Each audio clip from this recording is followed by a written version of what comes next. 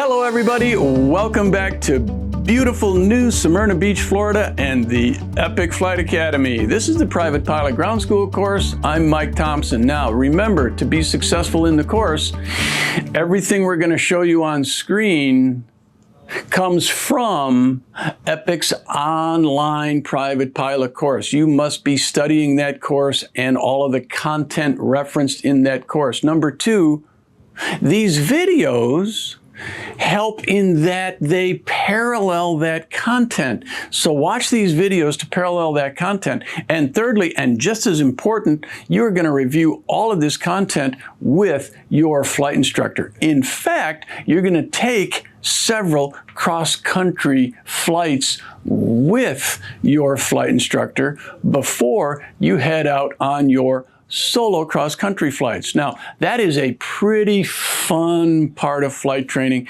and it's a fun part of flying.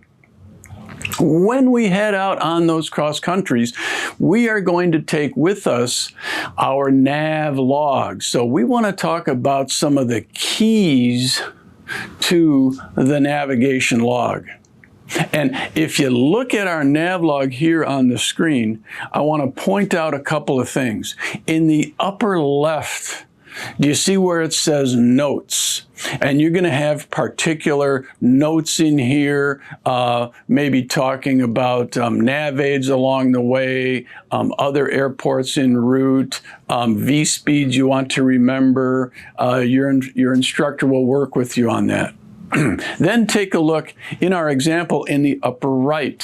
Now, in a previous video, we talked about how we get those performance numbers, and those performance numbers are filled in here on the upper right corner of that navlog. As you work your way down the right side, I want you to notice this section that says Airport Information. So your flight instructor is going to work with you on what we have talked about in previous videos called the chart supplement. It's that little green book.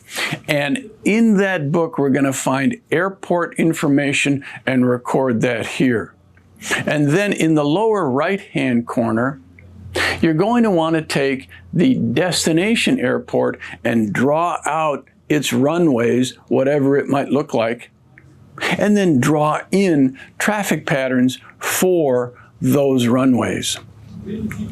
Now, once we've got that well in hand, the next thing we're going to start to do is actually populate or fill in this navlog with all of the information we've already been thinking about and planning around. And where do we start? Well, take a look in the left-hand column. We are going to start with our VFR checkpoints.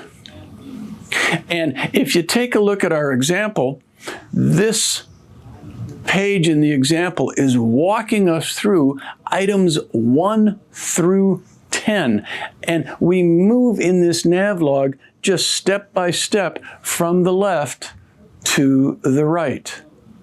Now, our very first checkpoint in our checkpoint column will be our departure airport. The very last checkpoint in our checkpoint column will be, guess what? That's correct, our destination airport, and you'll have checkpoints in between. Now, you're going to work your way to the right. You're going to work your way through VOR frequencies. If there are VORs, VOR DMEs, or vortex along the way of your route, you're going to record those here. Number 3, here's our true course. Number 4, there's our altitude. Number 5, there's our winds aloft. And we just gradually work our way from left to the right. Now, we work our way right through true course, that's 7, true heading, that's 8, magnetic heading, number 9, and we finally get to our compass heading, number 10. And we're going to turn the page, and we're going to continue on through this navlog in items 11 through 17.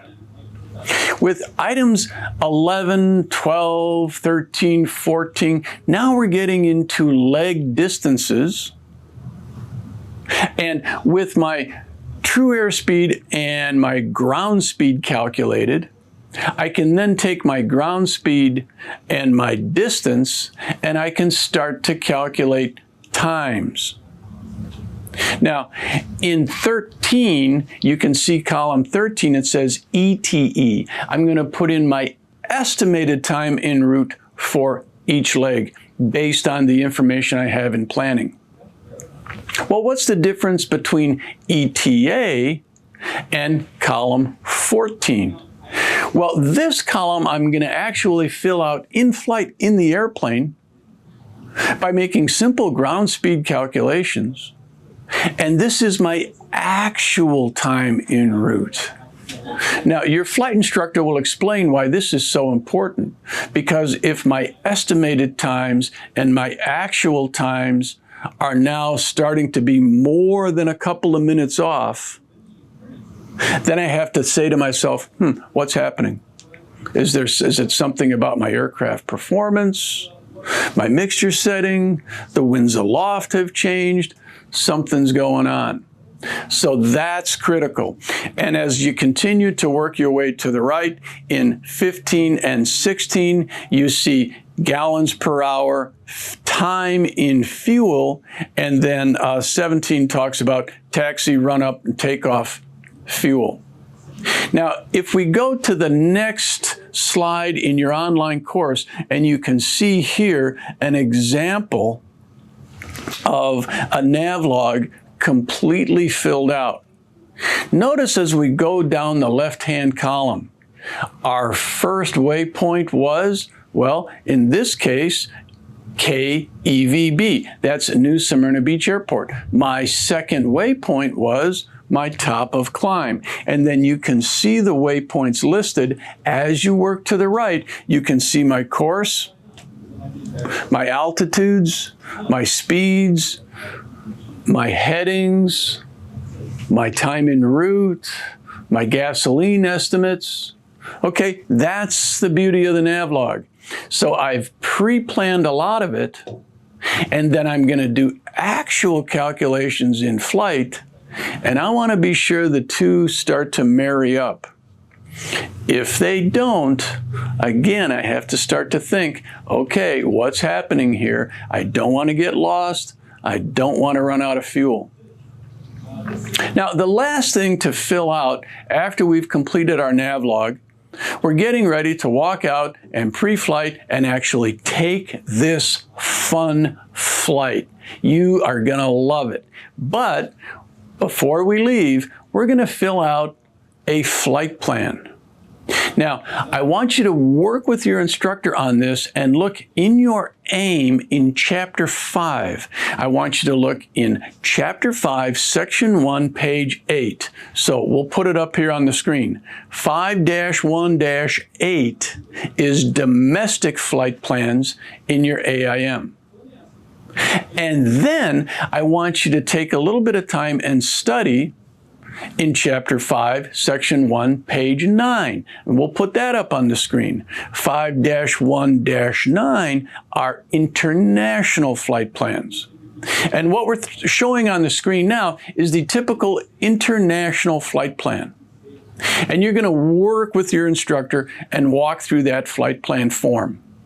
Now, the reason for that is so that other people, in particular ATC and the flight service station, can keep track of your flight with you. And if you don't arrive somewhere and close this flight plan, it will alert them to start a search for you. So flight plans are an important safety consideration. And it's just as important when we arrive to our destination to close that flight plan so we don't send them out looking for us and, hey, I'm sitting in the airport lounge having a cheeseburger and a root beer wondering what the big huff is about. Oops, I forgot to close my flight plan. Well, folks, that just about wraps up the keys to the navigation log. Join us next time.